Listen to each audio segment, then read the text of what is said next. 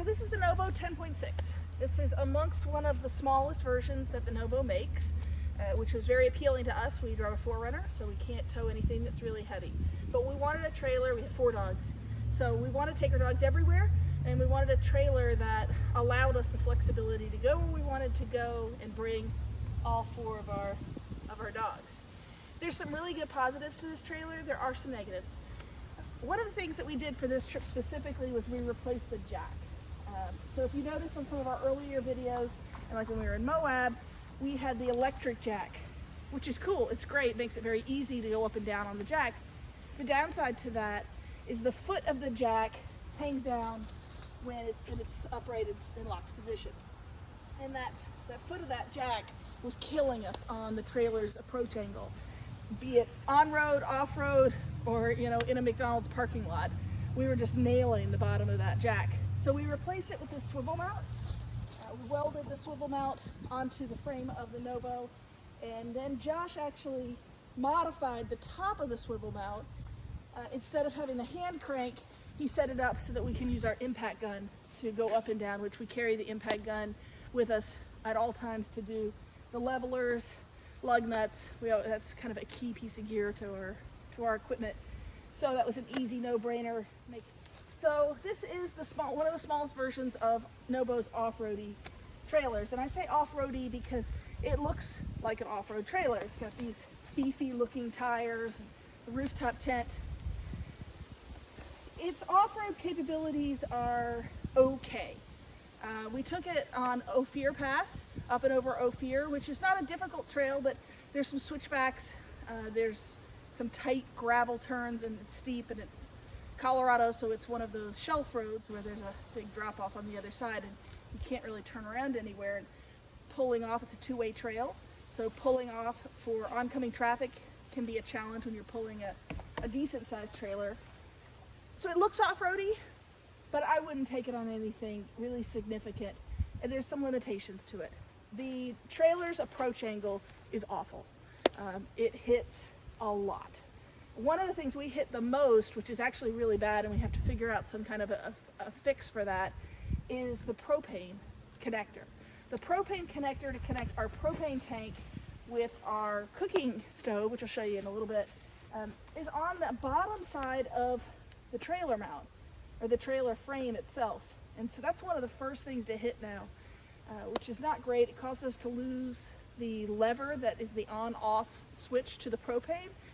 So for a while there, we had the propane leaking, which was not ideal, and we ran out of propane. The other thing about it is this spare tire. So this spare tire, we talked about actually relocating it for this trip. We were going to raise it up. But when Josh got under there, he realized that it's not the spare tire that hits the first, but the frame of the RV. Nothing we can do about that. Although we did talk about maybe putting a lift on the NoBo, and that might be something that we look at doing in the future to try to help with a little bit of that approach angle. The other thing, the big weakness to this, is the underbelly of the RV itself. So the underbelly of the RV came with a corrugated plastic covering to cover the undercarriage with all the wiring and the 30-gallon water tank and everything that's under the NoBo. But that corrugated plastic collected water, and it caused a big problem with collecting water, so we removed part of it before the trip and left the back half of that on. But unfortunately, when we got to Colorado, our very first river crossing, the river took care of the rest of it for us. The river pulled the rest of that undercarriage lining off. In fact, someone stopped us as we were driving and was like, "Are you supposed to be dragging that big piece of plastic?" And we're like, obviously no. So it had ripped off the rest of that undercarriage for us. So all of our wiring is exposed underneath, and that is something Josh is going to have to tack up before our next trip. But okay, so moving on with the NoBo. All right, so here's the other side of the NoBo, and this has the 270-degree awning, which we actually don't use that much, to be honest. But it's nice that it's there. It has the outside kitchen.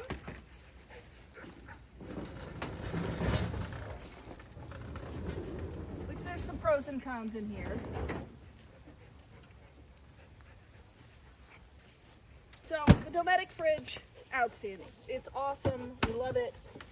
It, you know, we have gone for a couple weeks, and the Nomadic's been great. The NoBo comes with a 2-burner suburban gas stove, and it's absolute garbage. You can't boil water on it. You can't put 2 pots on it, because one pot you put, the other one's going to bump the other one off of it. It's got a limiter on it, so you can't get really high on the flame. So that thing had to go, and we replaced it with the 17-inch Blackstone, which is awesome. Absolutely awesome.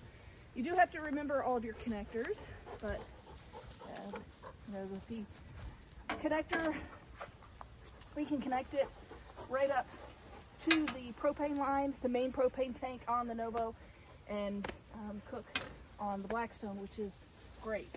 Now, I don't really use it to boil water on. I cook all of the stuff we need to do when we do sauteing and all that good stuff. But I have found that the combination of the Blackstone and a jet boil,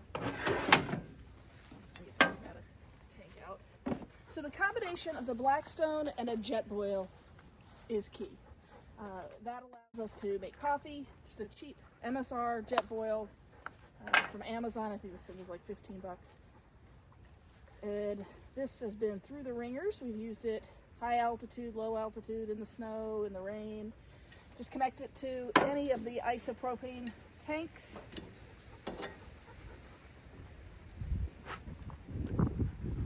And the combination of these two cooking, I mean, there's just nothing you can't cook. Perfect setup. We did add this little table. One of the things that's definitely lacking on the NoBo is storage in general. So storage or places where you can actually do work. So got a inexpensive cutting board. I think I got this one at Home Goods. And then what I put on it were marine folders. And we got the marine grade ones. We actually had put this exact kind of similar setup on our dock. So I already knew about these little folders. And it just snaps down. It locks in place, and it can be a cutting board or a table for the jet boil. That works really well. As I said, we don't have much storage in the NoBo. The NoBo has this sloped front end to it.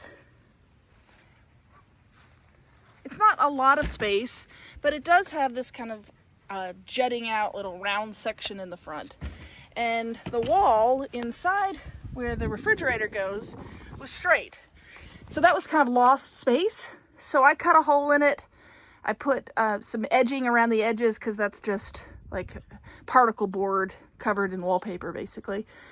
But that allows us to store, we actually have our little portable toilet in there right now. And we also sometimes we keep our pop-up tent for the shower in there. All right, here's the downside to the NoBo. They didn't anchor any of the screws in the NoBo. All of these screws are just drilled right into the wall, which is 1/4 or 1/8 inch particle board. So there's really nothing for the screw to grip. They needed to use a molly or some type of an anchor when doing this, because as you can see, our 12-volt plug has just pulled right out of the wall. All the screws are just gonna pull out if you pull on any kind of receptacles too long, which caused us a little bit of instability and unreliability in our Dometic fridge when we were driving, because it may or may not have been actually connected and plugged in because the wiring's real loose. So that's a problem we're going to have to resolve here in the near, not too distant future. NoBo comes with this handy little pantry, opens and closes. The shelving that's in here is tough. I mean, it is solid shelving. It is riveted metal. So, but the problem again was they had these shelves set up, and I don't remember the true layout. I know that this shelf went all the way over, and I think that there was a divider or another short shelf in here. It wasn't really usable space. It didn't allow us to do what we needed to do with it. The other problem is, anytime this lip is not a very big lip, so anything you put in here wants to fall out as soon as you open the door. So Josh got really annoyed because every time he'd open the door, everything would come flying out, including his toothbrush. So I had to come up with a solution. So we took care of the shelving, made the shelving a little bit more user-friendly, and then we got these magnets, these rare earth magnets with elastic, and use that to kind of hold everything in. And that's working out great. We've got a tall enough place to put, you know, soy sauce and hot sauce. And then we've got all of our other places to put utensils, coffee making stuff, toothbrushes.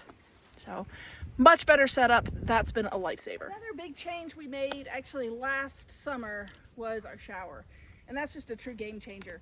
So we've got the pop-up shower tent that we can put really anywhere. And then we've got the portable Camp Lux shower. We store it in Pelican case, mount it to the front, connects to the water line and the propane, and we have hot water. So I'm not going to set that up right now. In fact, I'll just show you right now what it looks like at camp.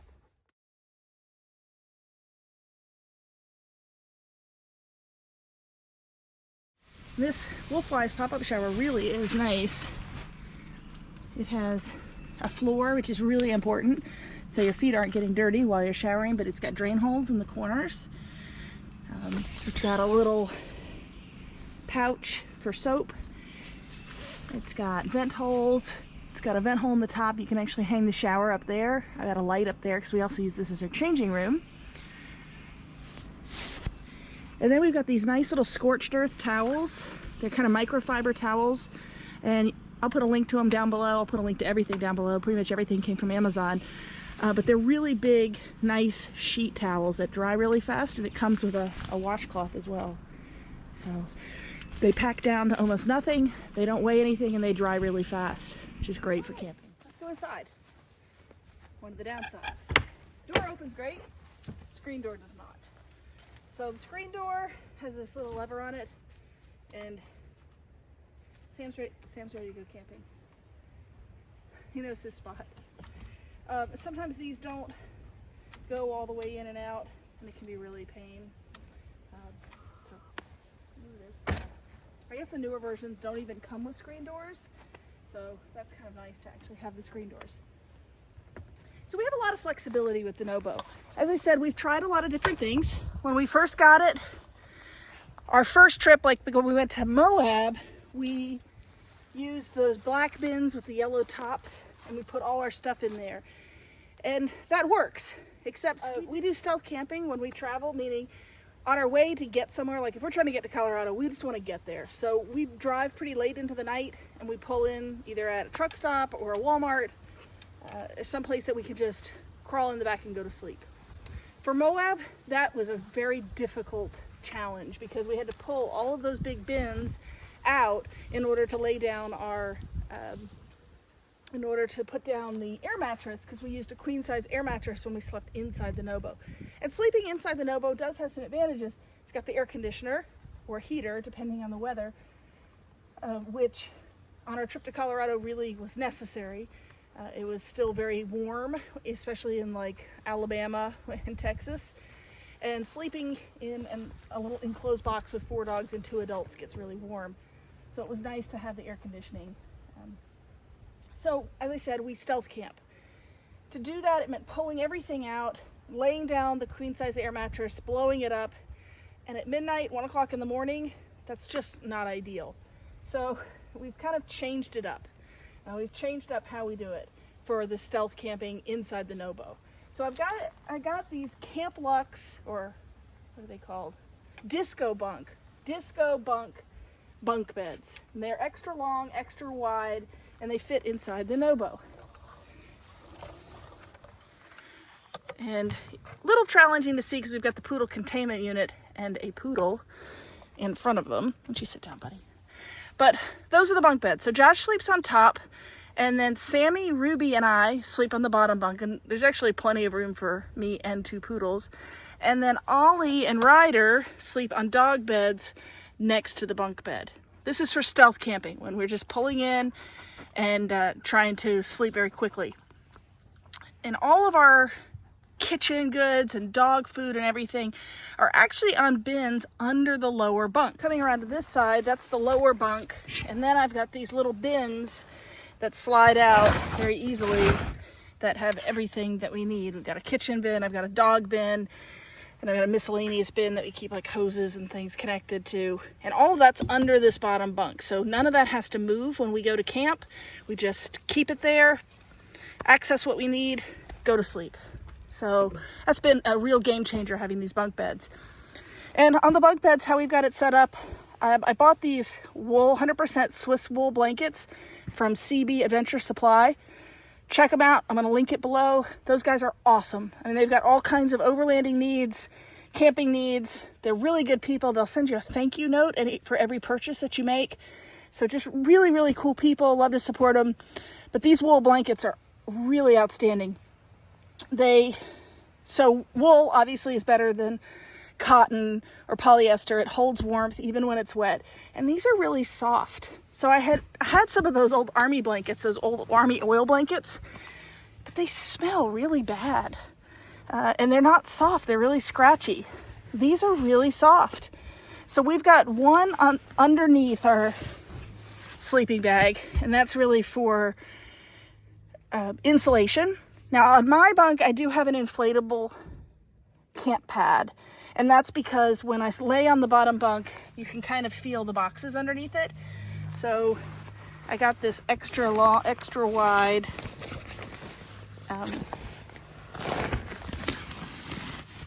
inflatable air mattress, or camp pad rather. And that's just made this super cushy. So Ruby tends to come down here to the bottom and sleep curled up, and then Sam sleeps next to me. He does not have his own pillow here like he does at home, but we all make sacrifices when we go camping. Here's one of the true gems of the NoBo 10.6, and that is the back door. This is a toy hauler. So when you buy it, it's completely empty inside. There's no bunk beds, there's no poodle containment unit, there's no poodles. So you can use this to store bikes, small ATVs, you can sleep in it. It's just a big empty box, which was the real big appeal to Josh and I because of the flexibility that it gives you. It comes with the ramp like this. To me, the NoBo would be perfect if it was about 3 feet longer. 3 feet longer would allow us to have an inflatable air mattress, queen size air mattress inside, and then storage at the foot of the bed for all of your equipment and needs. But since it's not, we had to come up with alternatives, which was the bunk beds and the storage under the bunk bed. But what this table offers is flexibility. So one of the things that I did was I created a stand for it. And the stand consists of PVC. One long piece of PVC, a flange at the bottom, and kind of a little collar at the top. What's it called? Toilet. It is. It's all toilet PVC, but they come on and off. Well, they don't come off when you want them to, but they come off every other time you don't want them to. Well, I just slammed them on the ground. So there's little bumpers. And I'll put the dimensions in the comments down below if you want to make one of these to make it level. So now we have a stand here, and it's really strong. It's great, but it's usable space. You can use it as a table, but what I wanted to use it for was a poodle containment, or kind of a poodle patio, so to speak. So I went to Harbor Freight, and I got one of those really large mesh tents, or tarps rather, a really large mesh tarp, and I sewed it into a tent, and it connects via rare earth magnets. So we glued, everything on here is aluminum, so we glued little steel pieces to the frame of the ramp and then up the sides, and they just snap into place. And it makes a little poodle patio out here that's screened in, and the pups can sleep out here, and it gives us even more room if we're at camp and we want to sleep down below because we need like heat, for example. Typically only when we need to have either the air conditioner or the heat running. Otherwise, we're up in the rooftop tent. So I'll show you what the tent looks like right now.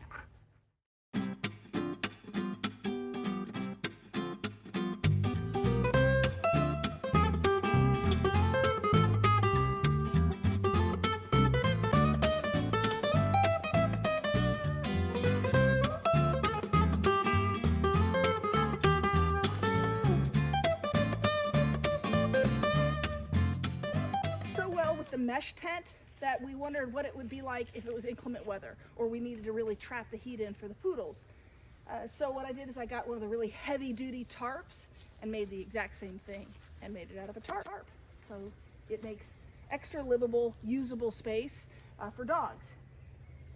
I can lay down diagonal on this table and be comfortable, and I'm 5'6". So it also occurred to me that this might work out really well for somebody with kids. You could put a couple kids out here, and then you'd still have all the room in the NoBo for the adults if you were on like an air mattress, for example. So you might be wondering what these are. This is the poodle containment unit, and this is the secret to camping with dogs.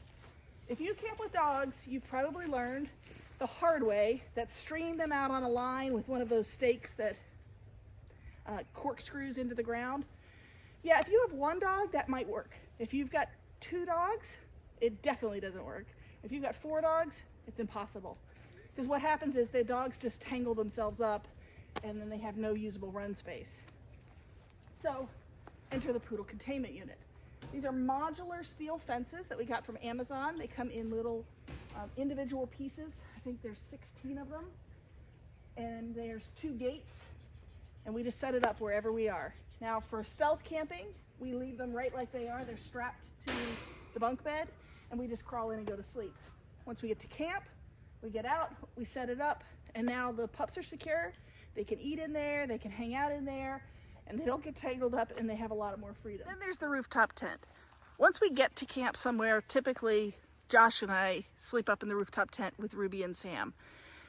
So the rooftop tent is really spacious. It's very comfortable. We did put a memory foam mattress up there that stays up there. It does stay in that container, which is nice. And so Ruby, Sam, Josh, and I sleep in the rooftop tent. Ollie and Ryder sleep down below, unless we need the air conditioner or the heater, and then we're all down below. But the NoBo offers a lot of flexibility, which is one of the nice things about the NoBo. But with 4 dogs and 2 adults, the NoBo's really at its max as far as occupancy. You can't really stand up inside of it, so when you're like changing clothes and things, can be a little bit of a challenge. It's tight when you have all the dogs and Josh and I inside. But the bunk beds are remarkably comfortable. That's been a really important aspect of this. So that's the NoBo 10.6. It's been great for us for camping.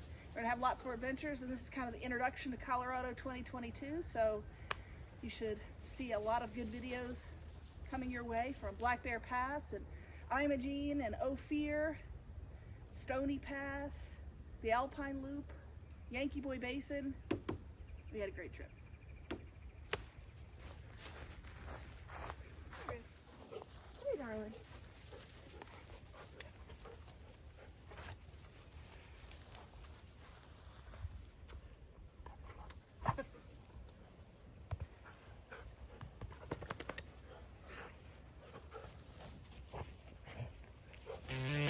Oh.